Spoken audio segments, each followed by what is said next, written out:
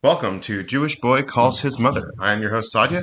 This is my mother, Ima. Hello, Ima. Hey, Baruch Hashem, how my little sweetheart. That wine that we had at your Sheva Bruchas was so good. Pinot Noir. Yeah, and your new wife looked it up, and it means translated black pine.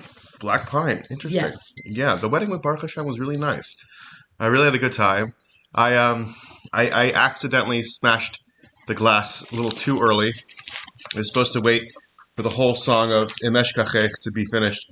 But my thought process was that you're supposed to smash it at like an awkward time where you're supposed to think of the destruction of the base of Mikdash. So that's kind of why I smashed it. And then I thought I did it correctly. And then I started speaking to some people. And they're like, oh, no, you smashed it too early. I was like, oh, shoot. Well, your father always said that a chuppah that's kind of like less than perfect, where mistakes are made, is a good simon because it famishes the sutton and it ensures a more successful marriage. We finished all right. Well, when on our wedding, we had like all these rabbis under the chuppah, and the rabbi that was the Masada Kedushin had done like many Chabad weddings over the years. He was very seasoned, and they got the whole order mixed up. First, they start bringing me out, and then someone says, wait a minute, the chassan's not there yet, take the kara back. And then they turned me around as I was going down the aisle with, my mother and my mother-in-law, and that somebody said of course I was wearing a very thick veil. Mm-hmm. So I couldn't see anything that was going on. And they said, take the kara back. The chassan's not there yet. So they turned me around. I hear all these people laughing because I was like halfway down the aisle. They turn me around. They take me back. Yeah. And then once your father was there, once they finally bring me under the chuppah, the rabbi, the Masada Kedushin says, the wine. And these rabbis all go, the ring. And he looks at them and says, the wine.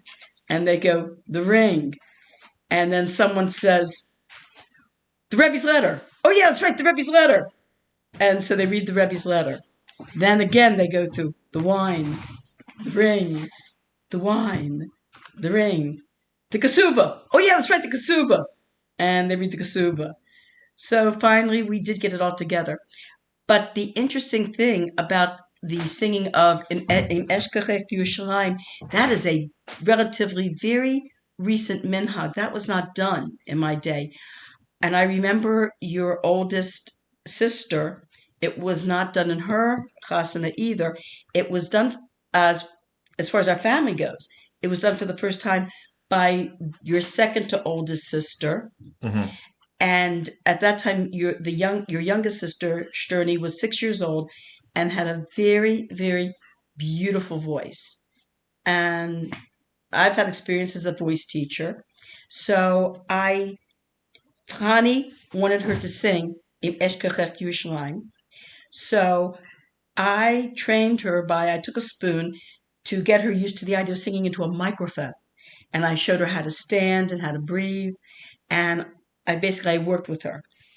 When it was time for her to sing, the gentleman who was in charge of the music, who had the microphone, he thought she was like, I don't know, he thought she was like an ordinary, he didn't realize that she was trained.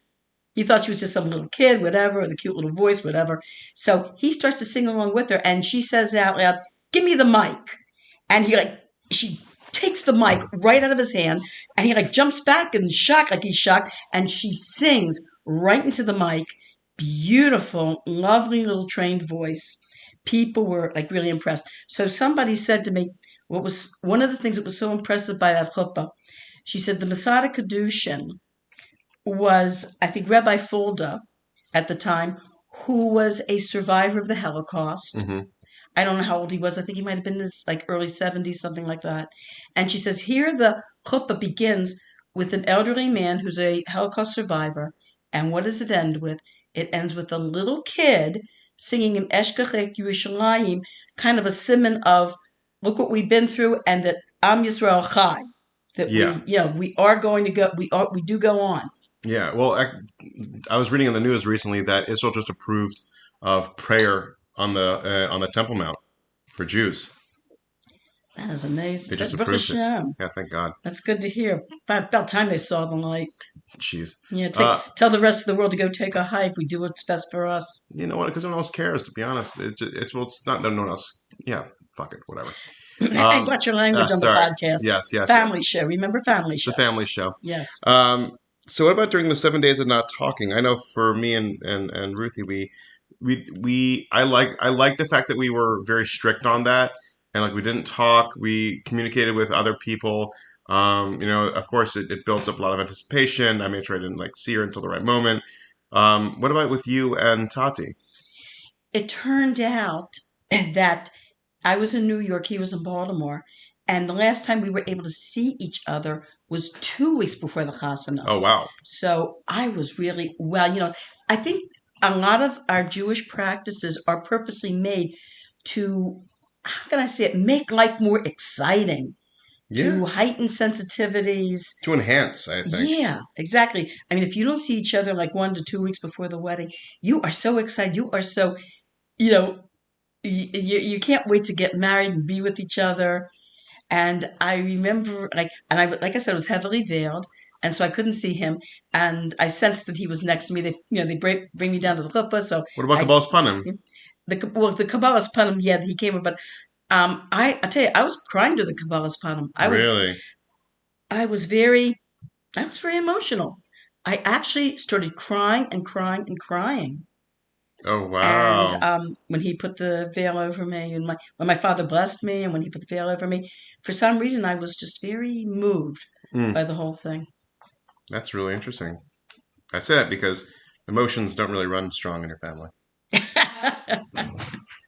Yeah. We're tough. That's why. No, you know, We're tough you could be bunch. tough and have emotions at the same Yes. time.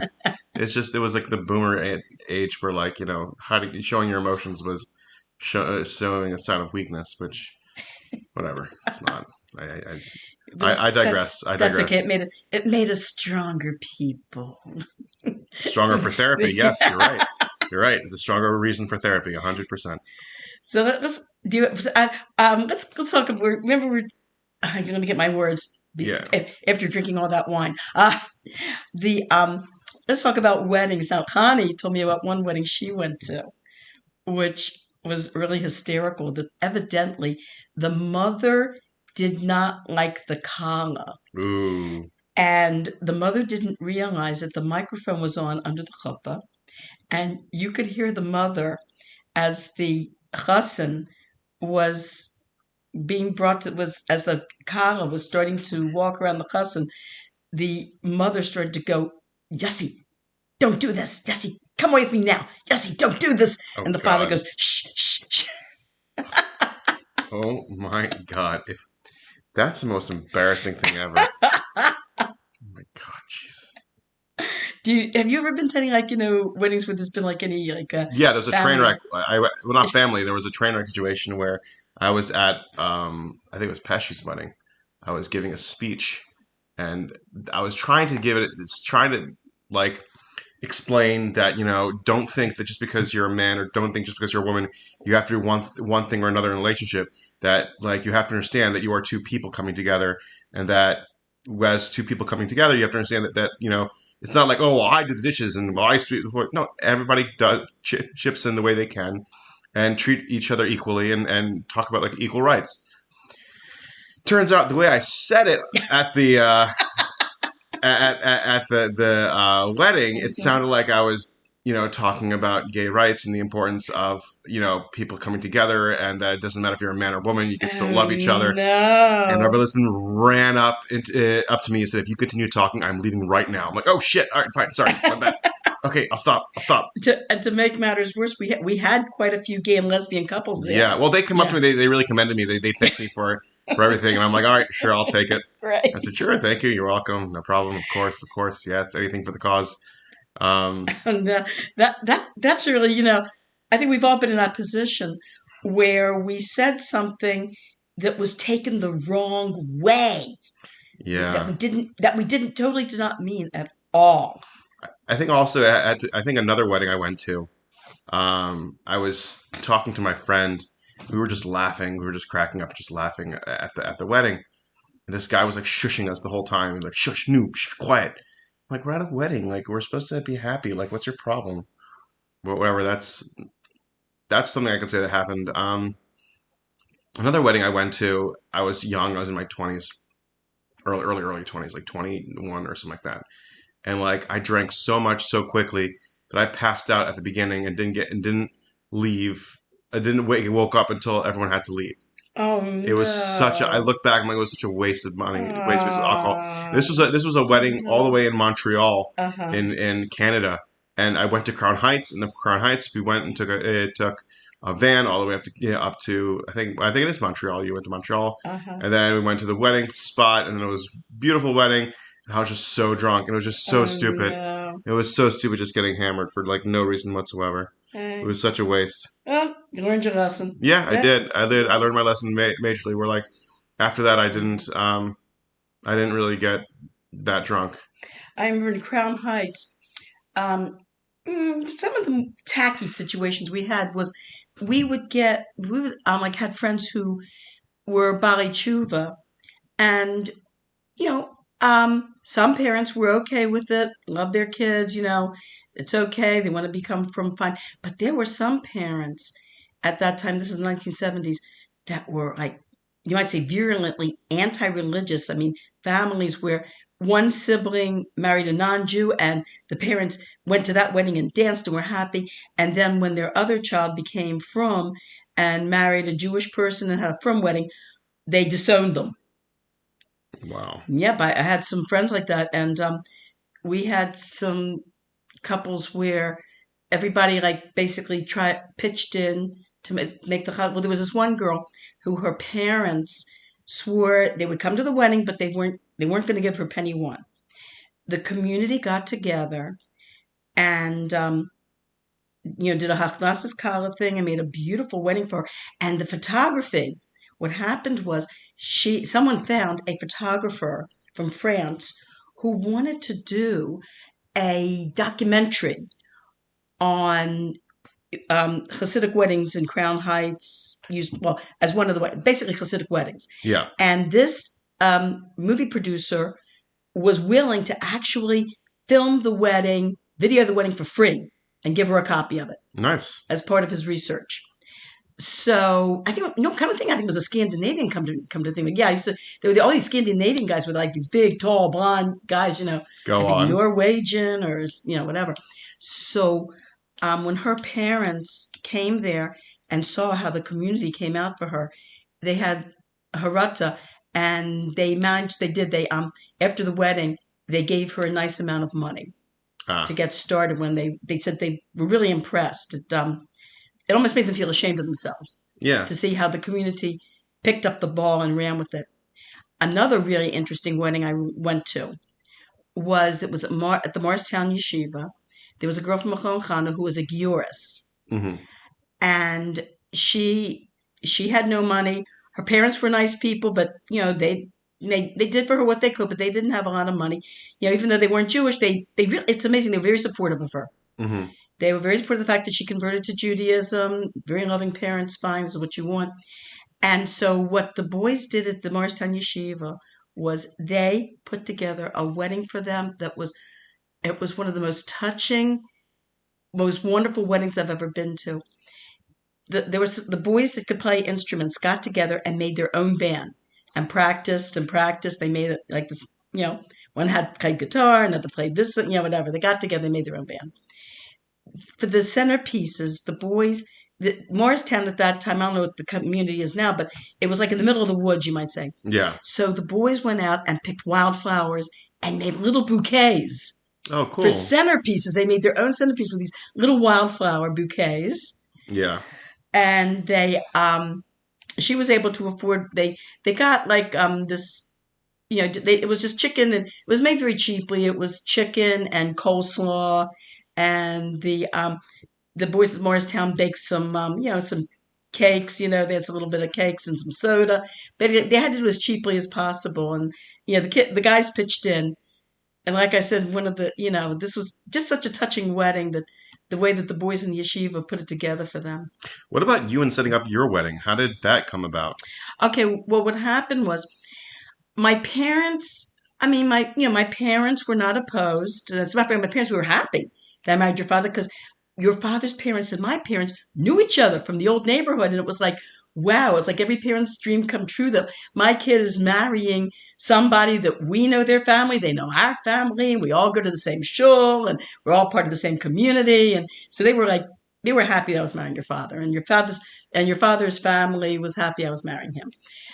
But when it came to the wedding, there were very few people at that time in Baltimore that were making weddings with mechitzas. Oh yeah, Yeah, we I talked think we about talked about that we a lot. talked about this Yeah, beforehand. Yeah, it was a whole yeah, machitza issue. right. So, but what about like getting a photographer? Getting choosing stuff to. That was no thing. That was no problem. My in laws had this photographer that they knew, and Baruch Yeah, Hashem, and that's the you photos saw we we see have now. Yeah, we have the wedding yeah, they're album. nice You saw, photos. They're nice yeah. photos. They're very beautiful. Hmm. Yeah, we're going through the photographer we had. Shout out Creative 1080. They were very good. He was very professional and was very creative with how he was handled stuff. He finished and took care of the photos and just sent us the photos like today. So he has everything, like everything was done like very efficiently. Um, and yeah, like thank God things really went off without a hitch. There were like a few hiccups here and there, a few issues, but nothing I could say was Okay. like a total detrimental. Like, oh God, here we go again. I mean, like Uh-huh. we had the cake topper that went missing that must have been thrown out, but Oh like it was no. like it cost like $40.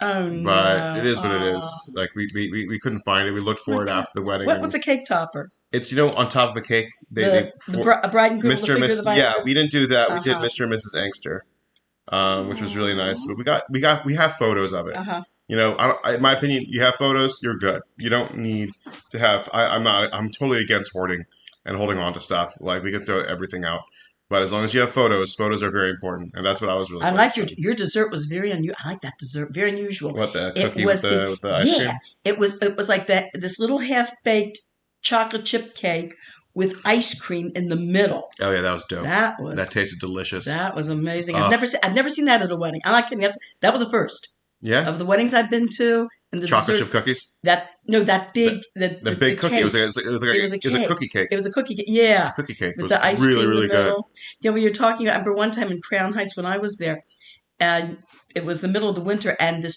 horrible snowstorm hit, and the chassan was supposed to fly in from England, Yeah, and there was a possibility that he might not have been able to get in. And al pi halacha, if you can't make it to the chuppah, if something comes up, you can actually have a stand-in.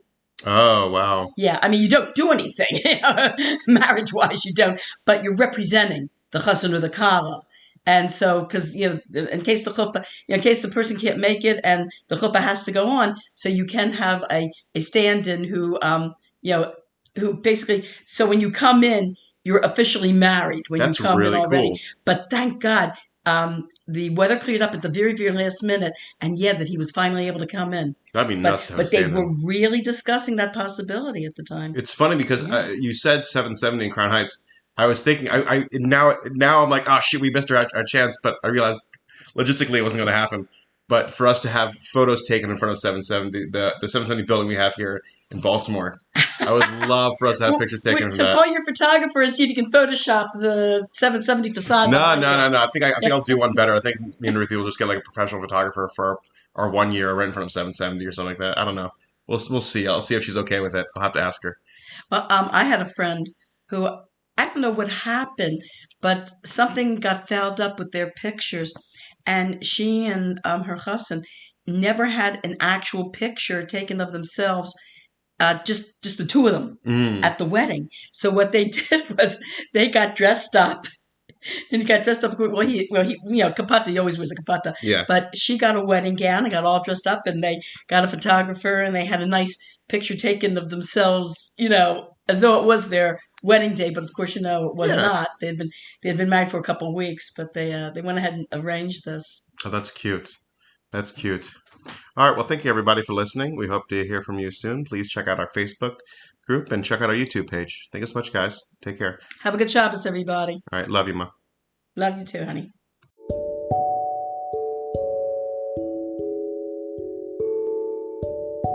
Thank you for listening to Jewish Boy Calls His Mother episode. Please like and subscribe our Facebook group at Jewish Boy Calls His Mother podcast, and check out our YouTube channel at Jewish Boy Calls His Mother. I know you'd like it, and my mother would appreciate it too.